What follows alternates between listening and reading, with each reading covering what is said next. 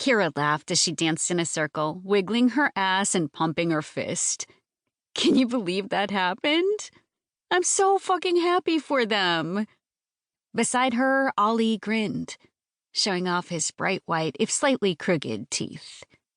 She loved his smile. It was so much like the rest of him, full of personality, inspiring joy. Her friend and boss, Kason Coxs, had just professed his undying love for Ollie's two friends, Ren and Jordan, in front of tens of thousands of fans who'd attended their concert. He'd been nervous as fuck to publicly debut the love song he'd written for his lovers.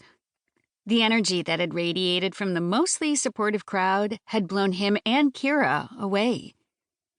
It had been the most important performance of her drumming career.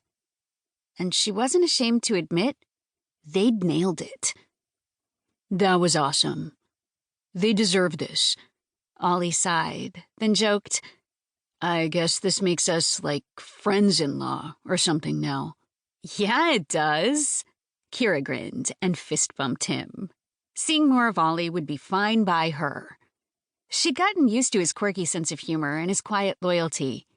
And sure, the way he flirted with her every chance he got. Plus, his pet hedgehog, Mr. Prickles, was seriously adorable.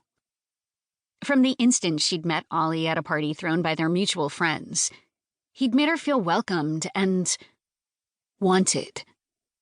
Which was something Kyra hadn't experienced in long enough that she'd nearly forgotten how it could make her heart race and her whole day brighten.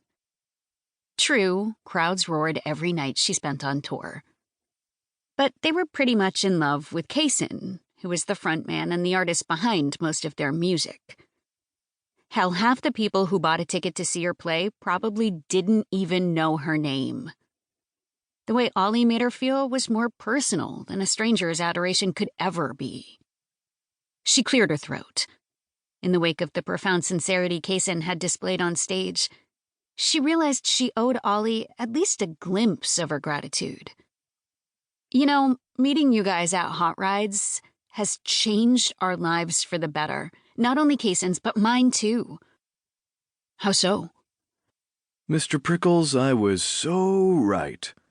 Ollie doled out a sprinkle of mealworms on top of his pet hedgehog's dry kibble. Mr. Prickles lived in a cage that took up a disproportionate amount of space in Ollie's converted van. He didn't mind since the little guy was the closest thing he had to family. At least he had been until Ollie had joined the Hot Rides garage, inheriting a ready-made team of friends in the process. Still, Kyra had nailed it. He didn't always feel like he totally belonged. Maybe because he was the only one not attached in the group. Earlier that evening, he'd imagined that might change. Kyra tastes even better than she looks. I could have spent the entire night standing out there kissing her. If only that muscle-bound asshole hadn't interrupted. Oh yeah, and punched me in the face. Mr. Prickles grabbed a mealworm between his paws and stared at Ollie as he munched its head off.